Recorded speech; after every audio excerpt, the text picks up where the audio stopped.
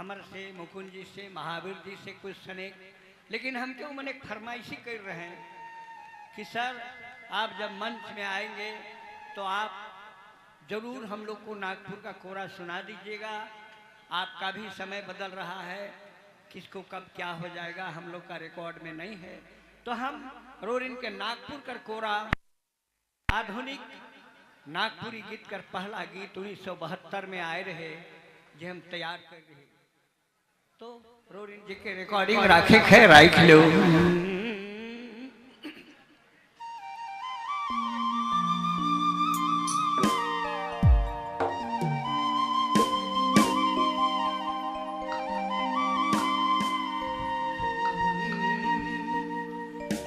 नागपुर कर कोरा, नागपुर कर कोरा,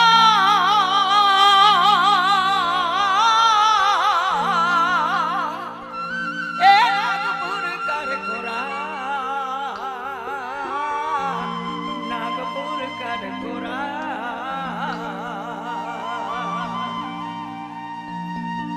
नागपुर कर कोरा,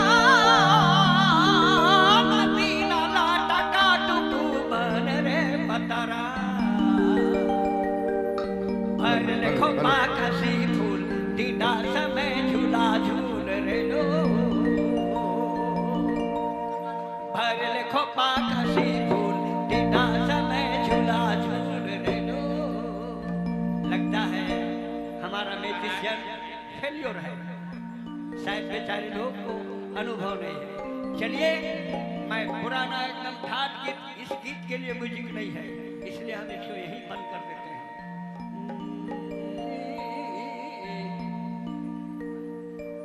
मंदिर का मन कहाँ बेड़ाया जाए है नहीं।